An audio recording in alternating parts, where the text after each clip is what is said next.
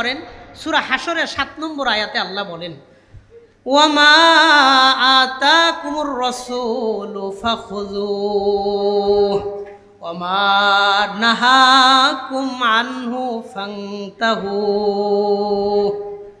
নবী তোমাদেরকে যা বলেন সেটা মানো, যে জিনিস থেকে তোমাদেরকে বিরত থাকতে বলেন তোমরা সেখান থেকে বিরত থাকো। তাহলে নবীর কথা মানো যেটা মানতে বলে, বিরত থাকো যেটা থেকে বিরত থাকতে বলেন। তো নবীর কথা মানো, এটা কোরআনে আদেশ করলেন কে?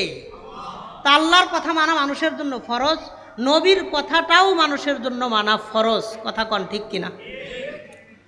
এখন আল্লাহর কথা মানবো, ঠিক আছে, নবীর কথা মানবো কেন? কারণ হলো কোরআন ওহী, নবীজির কথাগুলোও ওহী। সুবহানাল্লাহ। দলিল সূরা নাজমের 3-4 এই 2 আয়াতে আল্লাহ বলেন, ওয়ামা ইয়ানতিকু আনিল হাওয়া ইন হুয়া ইল্লা ওয়াহয়ুন ইউহা। নবীজি নিজের পক্ষ থেকে খোশ খেয়ালিতে কোনো কথা বলেন না। নবী যেই কথাটা বলেন সেটা আমি আল্লাহর পক্ষ থেকে ওহী হয়, আমার ওহীটাই নবী তোমাদেরকে শোনায় দেন। আমি ওহী পাঠাই, ওই ওহী নবী শোনায় দেয়, নিজের পক্ষ থেকে কোনো কথা বলেন না। ওমা ইয়ানতিকু আনিল হাওয়া, নিজের পক্ষ থেকে কিছু বলেন না। ইন হুয়া ইল্লা ওয়াহয়ুন ইউহা, আমি তার নিকট যা ওহী পাঠাই নবী এই ওহী তোমাদেরকে শোনায় দেয়। সুবহানাল্লাহ। তা আল্লাহর ওহী মানা যেমন ফরজ, নবীর কথাও ওহী। পার্থক্য হলো কোরআন নামাজে তেলাওয়াত করা হয়, নবীর কথা নামাজে তেলাওয়াত করা যায় না, এতটুকুই পার্থক্য। ওহী হওয়ার দিক থেকে দুটোটাই সমান। একটাকে বলা হয় ওহিয়ে মাতলু, আর একটাকে বলা হয় ওহিয়ে গায়রে মাতলু। তাহলে দিন মানার জন্য আমরা 2টা জিনিস সামনে পাইলাম। 1 নম্বর হলো কোরআন, 2 নম্বর নবীর হাদিস। কোরআন আর হাদিস, কোরআন আর সুন্নাহ, এই 2টা জিনিস হলো দিন ও ইসলামের মূল ভিত্তি। বলেন ইসলামের মূল ভিত্তি কয়টা? 2টা, কোরআন হাদিস, কোরআন সুন্নাহ।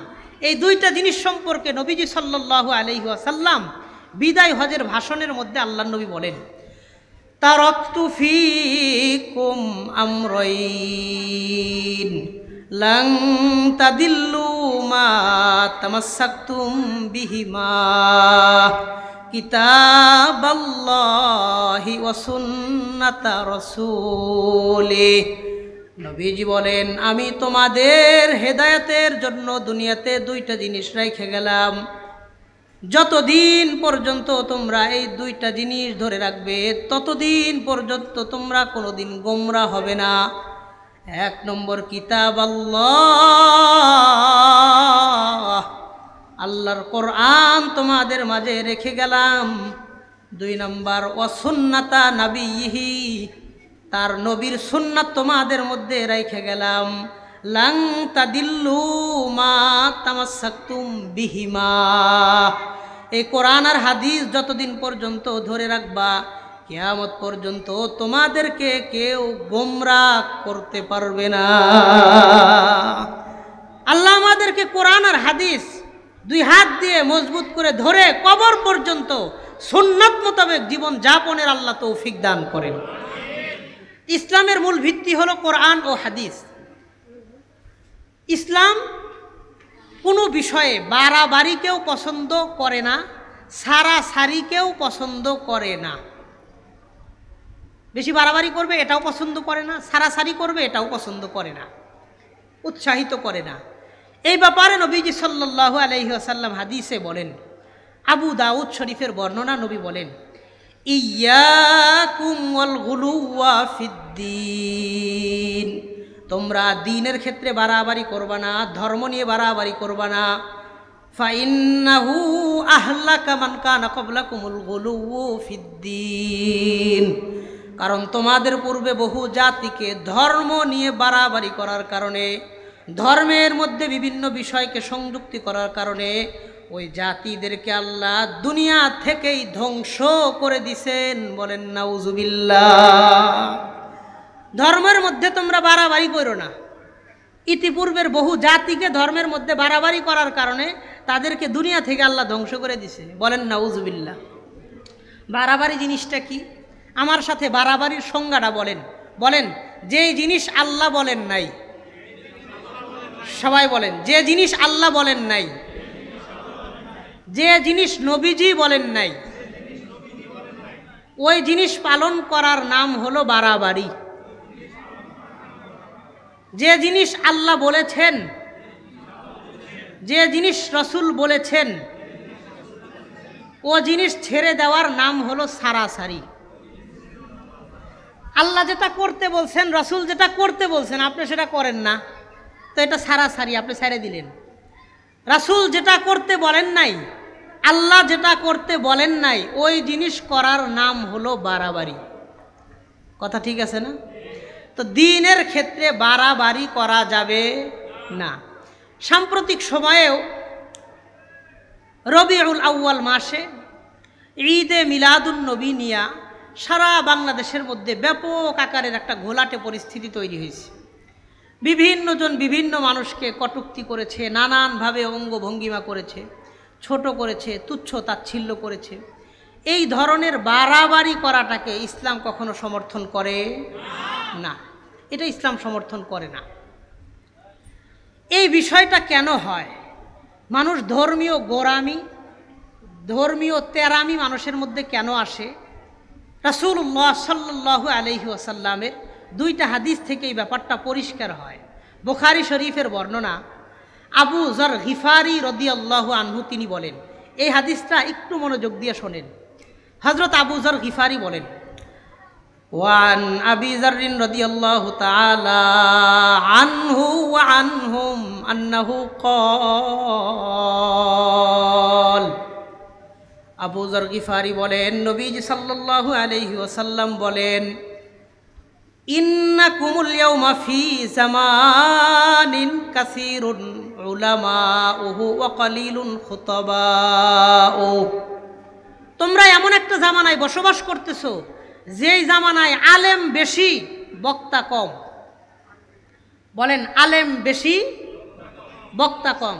নবীজি সাহাবীদের বলতেছেন, তোমরা এমন একটা জামানায় বসবাস করতেছো যেই জামানায় কাসীরুন উলামাউহু কালিলুন খুতাবাউহু, যেই জামানায় আলেম অনেক বেশি বক্তা কম। শোনো, মান তারাকা উশরা মা ইয়ারিফু ফাকাদ হাওয়া, যে ব্যক্তি তার জানা জিনিস থেকে 10 ভাগের 1 ভাগ আমল ছেড়ে দিবে, সে অনেক কিছু জানে, 9 ভাগ আমল করছে, 1 ভাগ আমল ছাড়ছে। নবী বলেন ফাকাদ হাওয়া, এই ব্যক্তি কেমন যেন ধ্বংস হয়ে যাবে। বলেন নাউজুবিল্লাহ। তোমরা এমন একটা জামানায় আসো যেই জামানায় আলেম অনেক বেশি বক্তা কম। এই জামানায় কোনো ব্যক্তি তার জানা জিনিস থেকে 10 ভাগের 1 ভাগ ছাড়ছে আর 9 ভাগ আমল করছে, তারপরেও ধ্বংস। এরপরে নবী বলেন, ওয়ায়াতি আলাইকুম মিন বাদু জামান, কিছুদিন পরে তোমাদের কাছে এমন একটা জামানা আসবে, সময় আসবে, কাসীরুন খুতাবাউহু কালিলুন উলামাউ, যেই জামানায় বক্তা হবে বেশি আর হক্কানি আলেম হবে কম।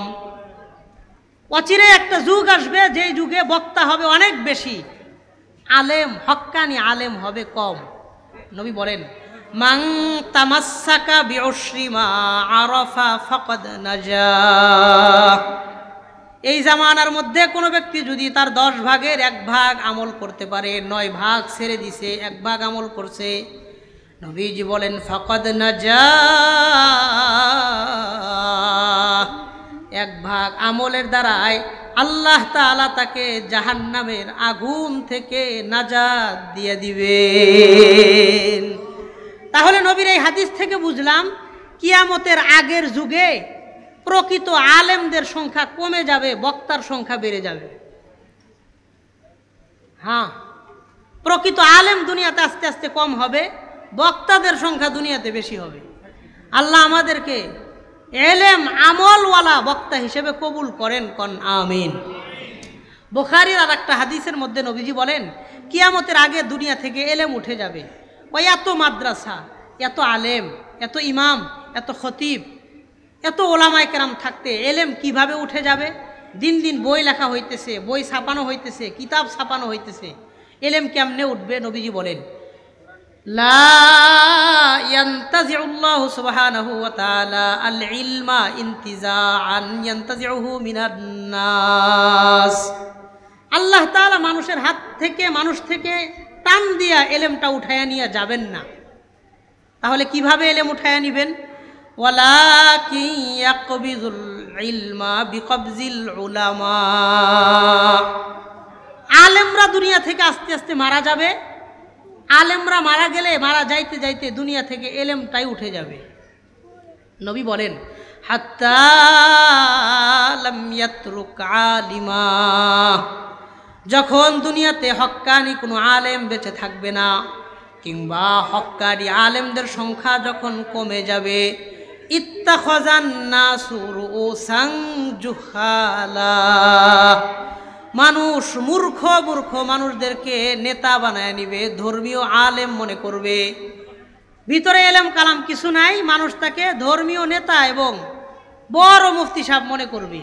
ফাসাআলু ফাআফতাউ বিগাইরি ইলমিন ফাদাল্লু ওয়া আদাল্লু। মানুষ তাদের কাছে মাসআলা জিজ্ঞাসা করবে, তারাও এলেম ছাড়া ফতোয়া দিবে। এলেম ছাড়া ফতোয়া দেওয়ার কারণে নিজেও গোমরা হবে, ওই জাতিকেও গোমরা করবে। বলেন নাউজুবিল্লাহ। তো কিয়ামতের আগে আলেমদের সংখ্যা কমে যাবে, বক্তাদের সংখ্যা খুব বেড়ে যাবে।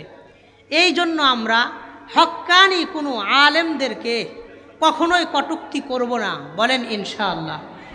কোরআন সুন্নাহ এবং সুন্নাতুল খুলাফায়ে রাশিদিন আল মাহদিয়িন, এই পথ ও পদ্ধতিকে নিজের জীবনের আদর্শ এবং মাসলাক হিসেবে গ্রহণ করব। আল্লাহ আমাদের সবাইরে সেই পথে জীবন যাপনের তৌফিক দান করেন। বলেন আমিন। কোরআন আর সুন্নাহ ধরে রাখা উম্মতের দায়িত্ব। যারা কোরআন সুন্নাহর খাঁটি ইলম রাখেন, হক্কানি আলেম যারা দ্বীন ও ইসলামের স্বার্থে হক কথা বলেন, অনেক সময় তাদেরকে নানানভাবে মানুষ বাজে কথা বলে, কটূক্তি করে, তুচ্ছ তাচ্ছিল্য করে। গত কিছুদিন আগেও মুফতি আব্দুল মালেক হাফিজাহুল্লাহ ওয়া রাআহ, বাইতুল মুকাররমের খতিব, হজরতের ব্যাপারে নানান রকমের কিলোকাল করেছে। খুব নিম্ন রুচি সম্পূর্ণ শব্দ দ্বারা হজরতকে আঘাত করেছে। আমি অনেক চিন্তা করে দেখলাম এটা কেন হইল। এই ব্যক্তি এত বড় একজন বর্ষিয়ান হক্কানি আলেমের ব্যাপারে এই কথাগুলো কেন বলল? তা আমি একটু তালাশ করলাম, ইতিহাস তালাশ করে দেখলাম পৃথিবীতে সর্বপ্রথম যে লোকটা বিদআতি কর্মকাণ্ড চালু করেছে তার নাম হলো আবুল খত্তাব ওমর ইবনে দিহইয়া। 634 হিজরিতে মারা গেছেন। ইরাকের একজন আলেম ছিলেন আবুল খত্তাব ওমর ইবনে দিহইয়া। এই লোক সম্পর্কে লিসানুল মিজান কিতাবের মধ্যে ইবনু হাজার আসকালানি রহিমাহুল্লাহ তিনি বলেন যে এই লোক পৃথিবীতে সর্বপ্রথম বিদআত আবিষ্কার করে। এই লোক সম্পর্কে ইবনু হাজার আসকালানি রহিমাহুল্লাহ তিনি বলেন কাসীরুল ওয়াকিআতি ফিল আইম্মাতি ওয়াস সালাফি মিনাল উলামা। এই লোকটা আলেমদের নামে নানান রকমের সমালোচনা করত। শাদীদুল কিবরি খবিসুল লিসান, ভয়ঙ্কর অহংকারী ছিল, তার মুখের ভাষা ছিল জঘন্য খারাপ। বলেন নাউজুবিল্লাহ। তা তাদের গুরু আর সর্দারের মুখের ভাষা ছিল খারাপ। খবিসুল লিসান, মুখের ভাষা খারাপ। শাদীদুল কিবরি, কঠিন অহংকারী ছিল।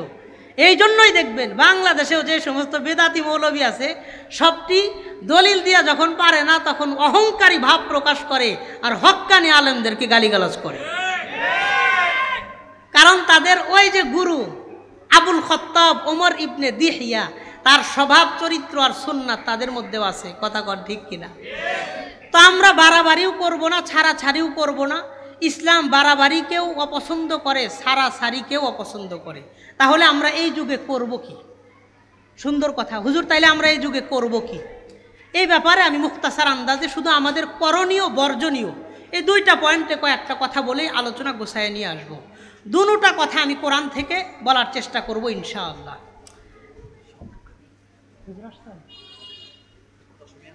ও আচ্ছা আচ্ছা, ঠিক আছে। সূরা মুদ্দাসসির, সূরা মুদ্দাসসিরের 40 থেকে 46 নম্বর পর্যন্ত আয়াত।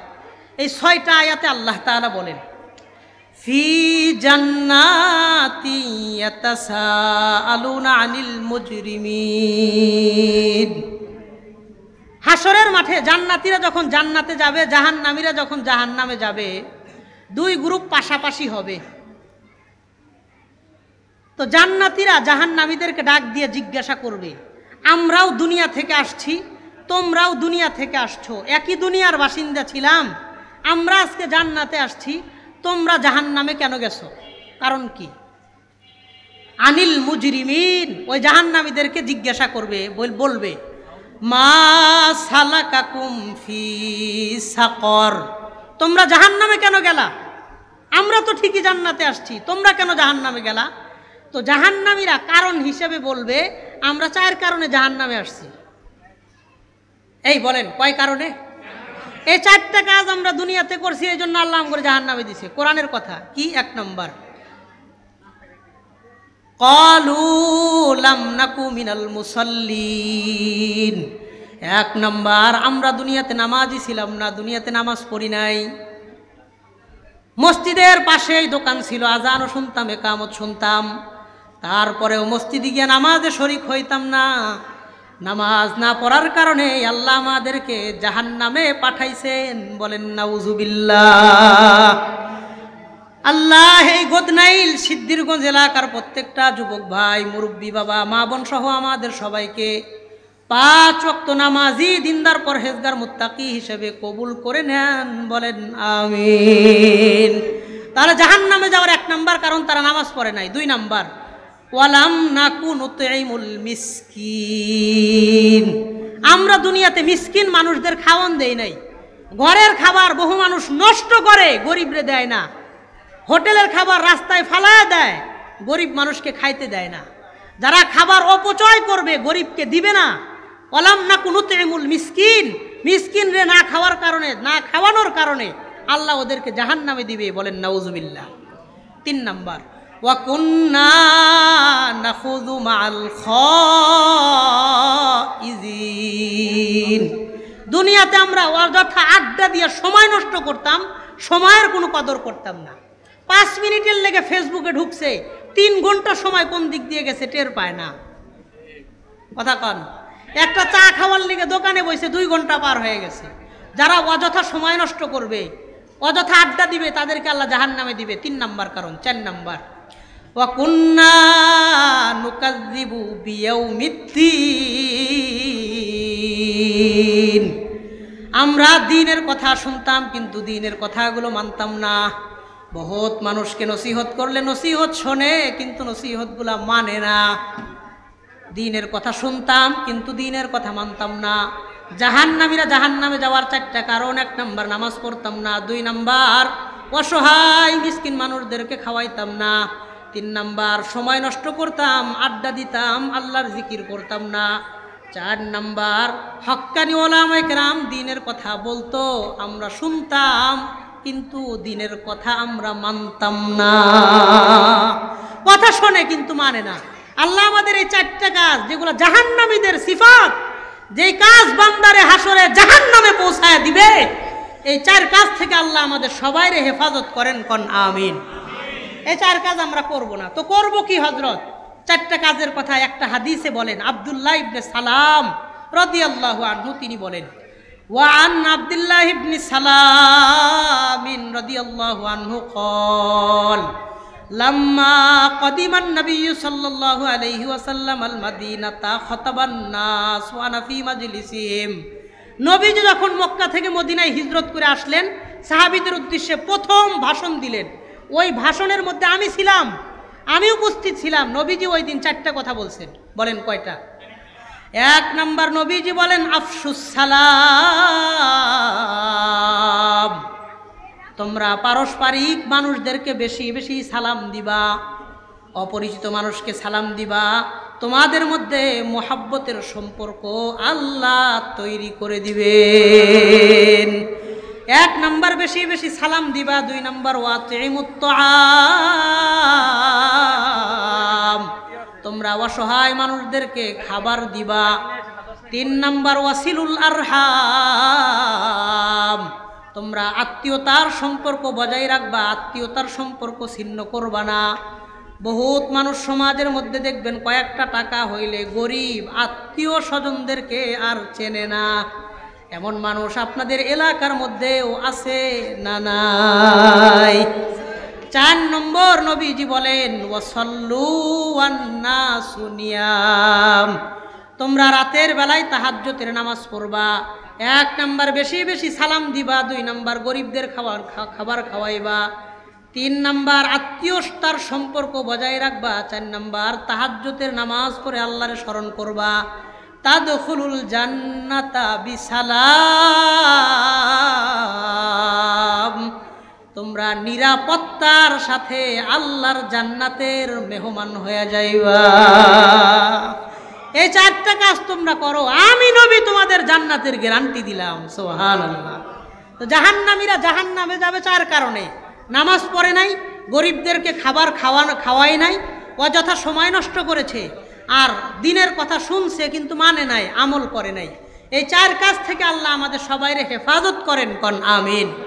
আর 4টা কাজ করব, বেশি বেশি সালাম দিব, সাধ্য মোতাবেক গরিবকে খাওয়াবো। নবী বলেন যেই ঘরের লোক গরিবকে খাওয়ায় ওই ঘরে আল্লাহ নিজে হাতে বরকত দান করেন, আল্লাহ নিজে বরকত দান করেন।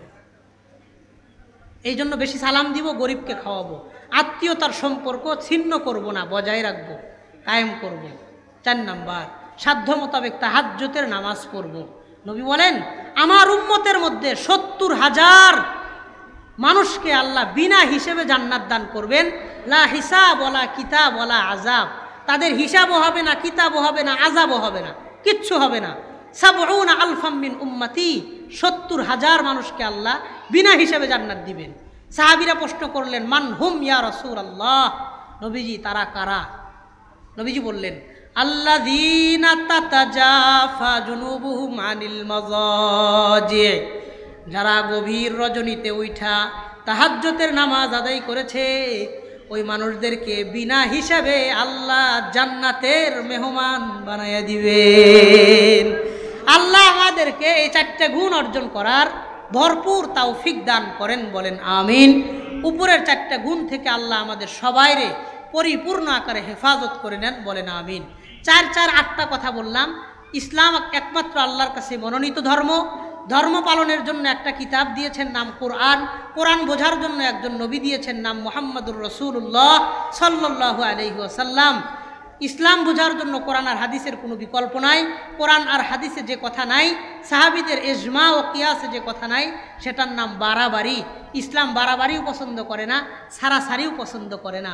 যে কথাগুলো বললাম আল্লাহ তাআলা সবার আগে আমি গুনাহগাররে আমলের তৌফিক দান করেন। এরপরে আল্লাহ আমাদের সবাইরে ভালো আর আমলি কথাগুলোর উপরে আমল করার তৌফিক দান করেন, বলেন আমিন।